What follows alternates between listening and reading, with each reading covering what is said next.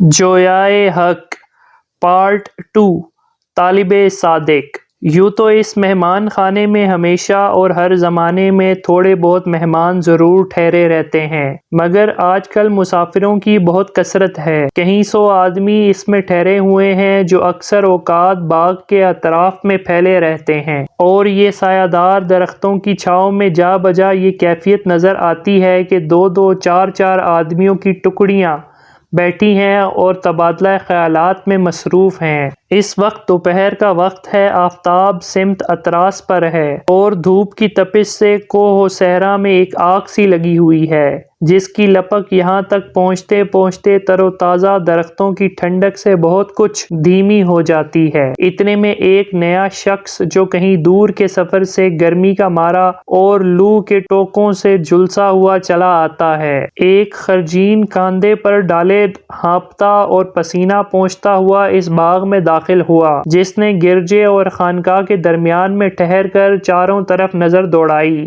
اور جب کسی کو نہ پایا تو ایک طرف ذرا فاصلے پر ایک بڑے بھاری زیتون کے درخت کے نیچے جا کر خرجین کاندھے سے اتار کے زمین پر رکھی، کمر سے ایک کمبل کھول کے بچھایا۔ یہ ایک بہت ہی سن رسیدہ اور معمر شخص ہے، سفید گھنی داڑھی ناف تک پہنچی ہوئی ہے، اپنے بڑے سفید بالوں کو اس نے جوگیوں کی طرح لپیٹ کر ایک جوڑا سا بنا لیا ہے، اور پھر اس جوڑے کو ایک سیاہ عمامے میں چھپا لیا ہے، جس کے نیچے سیاہ اور چمکنے والی آنکھیں اس کی روحانی قوت اور سچی جستجو کا ثبوت دے رہی ہے۔ اس کے چہرے سے ریاضت کے جلال کے ساتھ بلا کی متانت ظاہر ہوتی ہے، ادھر ادھر بہت کم نظر دوڑاتا ہے، مگر جس چیز کو دیکھتا ہے نہایت ہی غور کے ساتھ دیکھتا ہے اور دیر تک دیکھتا رہتا ہے۔ یہاں بیٹھتے ہی اس نے سارے گرد و پیش کے منظر پر ایک اجمالی نظر دوڑائی، مگر ایسا معلوم ہوتا تھا کہ جن آنکھوں سے ہم دیکھتے ہیں ان سب چیزوں کو دیکھا اور دم بھر بھی لیا۔ اتنے میں اس خانقاہ کے ایک راہب کی، جو یہاں سے فاصلے پر تھا، اس سن رسیدہ نوارد پر نظر پڑ گئی، فوراً دوڑ کے قریب آ گیا اور ٹھہر کے منتظر ہوا کہ یہ نیا مسافر جس بات کی خواہش کرے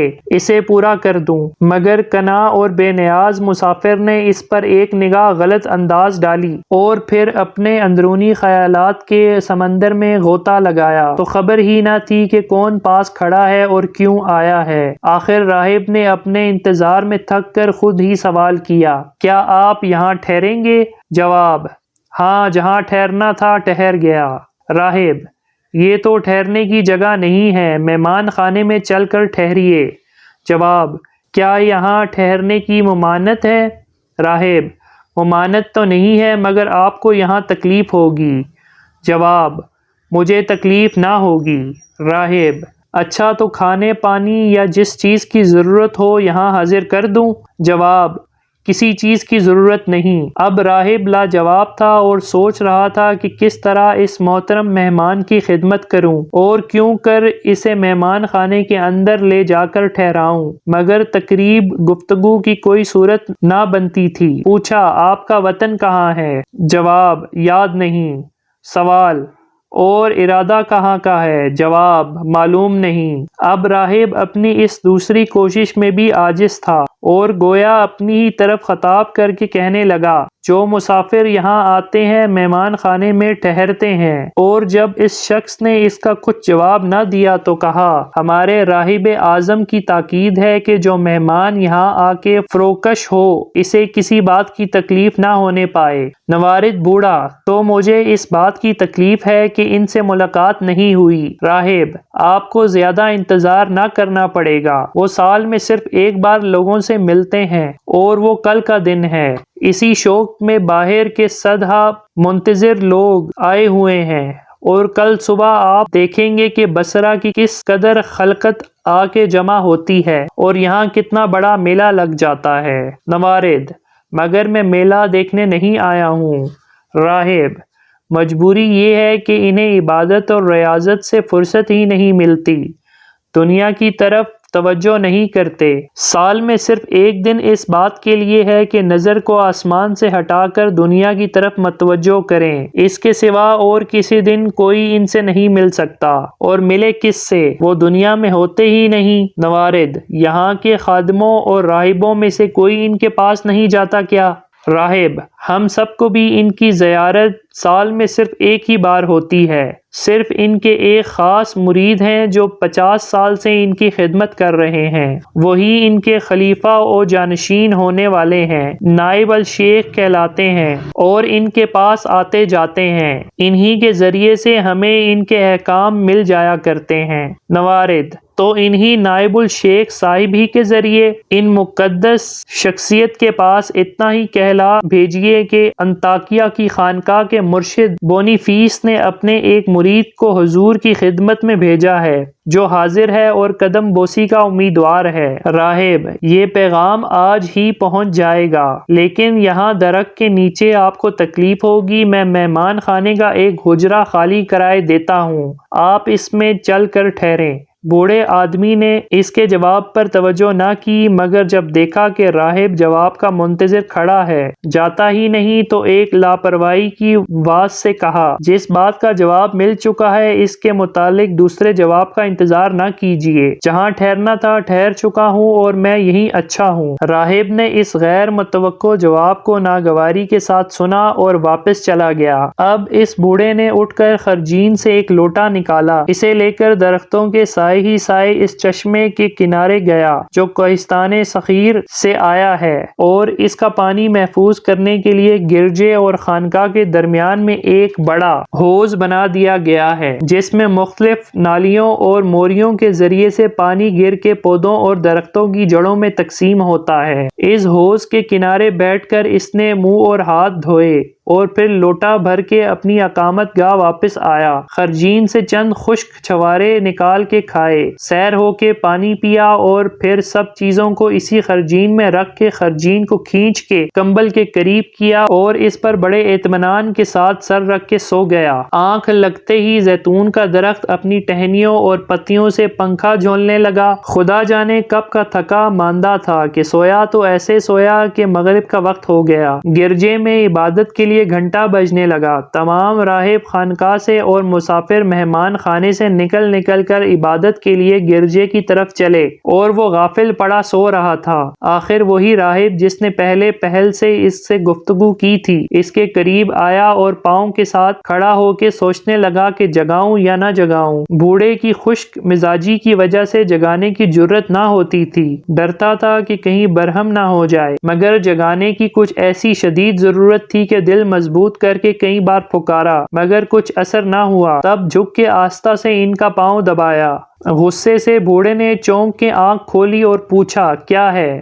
راہب: شام ہو گئی اور عبادت کا وقت آ گیا، گرجے میں تشریف لے چلیے اور شریک عبادت ہو جائیں۔ اس کے جواب میں بوڑھے نے آہستہ سے کہا، عبادت، عبادت، کاش اس میں مزہ آتا اور اس سے دل کو اطمینان ہوتا۔ جھٹ پٹ اٹھ کے بغیر اس کے کہ راہب سے کوئی بات کرے، خرجین اور کمبل کو بے پرواہی سے وہیں چھوڑ کے وہی حوض جس سے پانی لایا تھا اس پر جا کر پھر ہاتھ منہ دھویا اور گرجے میں داخل ہوا، جہاں محراب قربان گاہ کے سامنے ٹاٹ کے فرش پر تمام لوگ صفیں باندھے مذہبی ادب سے بیٹھے ہوئے تھے۔ وہ راہب جو اس بوڑھے مہمان کو جگا کے لایا تھا، اسے شہ نشین سے چوتھی صف میں ایک کونے پر بٹھا کے خود راہبان خانقاہ کی صفوں میں جا بیٹھا کہ گھنٹا بجنا موقوف ہوا۔ کسی خادم راہب نے آ کے قربان گاہ پر لمبی شمعیں روشن کر دیں، درمیان میں بڑی بڑی قندیلیں لٹک رہی تھیں، ان میں زیتون کے تیل کے چراغ لا کر رکھے گئے تھے، چاندی کی انگیٹھی میں جو قربان گاہ پر رکھی تھی۔ جب یہ سب کام انجام پا چکے تو شہ نشین پر داہنی جانب کی ایک کھڑکی کھلی اور اس میں سے ایک مامرد راہب نکل آیا جو اونٹوں کے بالوں کی شتری کرتا پہنے تھا۔ اس کے سر پر بہت لمبے کھچڑی بال تھے جو تیل میں ڈوبے اور شانوں اور پیٹھ پر بکھرے ہوئے تھے۔ اس کی چوڑی داڑھی جو سینے پر ایک بغل سے دوسرے بغل تک پھیلی ہوئی تھی، اپنی تقدس کو آغوش میں لیے تھی۔ دھاڑی کے نیچے سے زیتون کی مکڑی کی ایک بڑی بھاری سیاہ چوبی سلیب نکلی ہوئی تھی اور قلب کے اوپر اس طرح قائم تھی کہ راہب ہزار ہلے وہ اپنی جگہ سے حرکت نہ کرتی۔ سلیب کے اوپر یہ مقدس راہب زیتون کے بڑے بڑے دانوں کی تسبیح گلے میں ڈالے تھا، پاؤں میں سوتی کپڑے کا سیاہ تہمت تھا، ان سب کپڑوں پر وہ ایک خاکستری رنگ کا کمبل اوڑھے تھا جس کے آنچل سنبھالنے نہ سنبھلتے تھے۔ اس راہب نے آتے ہی تھوڑا سا لبان آگ پر ڈالا اور حاضرین کی طرف رخ کر کے بہت ہی ہوز و شوق کے لہجے اور رقت قلب کی آواز میں کہا، پاک و مبارک ہے باپ، پاک و مبارک ہے بیٹا، اور پاک و مبارک ہے روح القدس۔ باپ جو ازلی خدا ہے، بیٹا جو جسمانی صورت اور دنیاوی افعال اور مریم عذرا کا بیٹا ہونے سے منزہ و پاک ہے، جو خالص روح بے عیب نور اور سارے گناہگاروں کو نجات دینے والا ہے۔ روح القدس جو ہمارے پاس علم اور ہدایت کی برکتیں لاتا ہے اور ہر لغزش کے وقت ہمارا ہادی اور رہبر رہتا ہے۔ اسی کارروائی پر عبادت ختم ہو گئی، سب نے بآواز بلند آمین کہی اور اٹھ بیٹھے، اور سوا چند ریاضت کیش عابدوں کے جو بڑی بڑی تسبیحیں نکال کے وظیفوں میں مشغول ہو گئے، سب اٹھ اٹھ کے باہر جانے لگے، مگر وہ جس نے نماز پڑھائی اپنی جگہ پر خاموش کھڑا تھا۔ لوگوں کا ہجوم کم ہو رہا تھا کہ وہی راہب جو اس بوڑھے کو جگا کے لایا تھا اس امام عبادت کے سامنے آ کر کھڑا ہو گیا، گویا کسی حکم کا منتظر تھا، اور تھوڑی ہی دیر بعد اس کا اشارہ پاتے ہی دوڑتا ہوا اس بوڑھے مہمان کے پاس آیا اور کہا، ہمارے نائب الشیخ مقدس ولی استفانوس آپ کو بلاتے ہیں۔ بوڑھا راہب یہ سنتے ہی اپنی معمولی سکون اور متانت کے ساتھ استفانوس کے قریب آ گیا،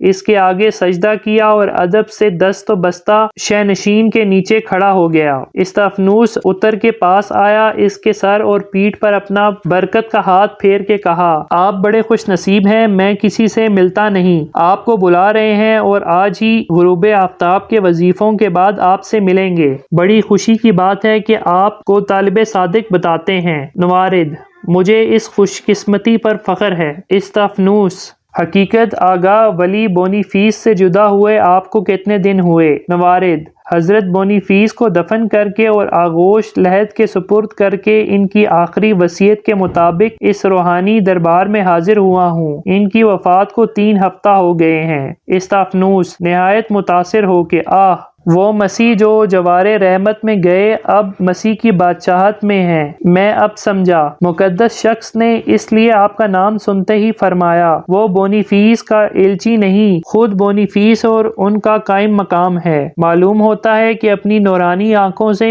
انہوں نے انطاکیہ کے اس عظیم الشان سانحے کو دیکھ لیا۔ یہ فرقہ سن کر تمام خوش عقیدہ حاضرین نہایت ہی جوش عقیدت سے چلا اٹھے، بے شک ہمارے مقدس ولی کامل ہیں اور یہ ان کی کرامات ہیں۔ استفانوس، ان کی ولایت میں کیا شک ہے، انہیں تمام مخفی باتوں کی خبر ہو جاتی ہے۔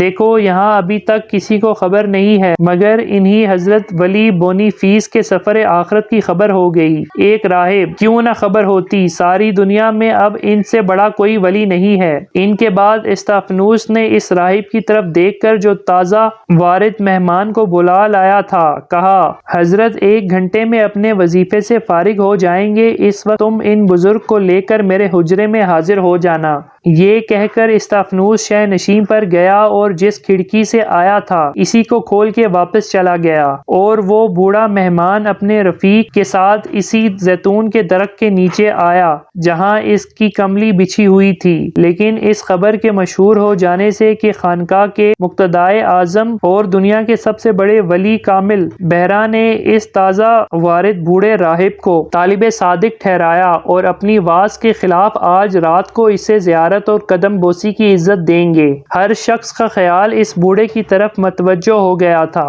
اس پر عظمت و ادب کی نگاہیں پڑتیں، لوگ دور سے کھڑے ہو کر اس کی زیارت کرتے اور اسے انسانیت کے درجے پر مافوق خیال کرتے، مگر وہ بے پرواہ، بے فکر، بے اندیشہ اور خاموش اپنی خرجین کے پاس بیٹھا تھا۔ سامعین، یہ تھا حضرت سلمان فارسی کے اسلام قبول کرنے کی ایمان افروز داستان کا پارٹ 2۔ اگلے پارٹ کے لیے میرے چینل کو سبسکرائب کر لیں اور ویڈیو کو شیئر کر لیں۔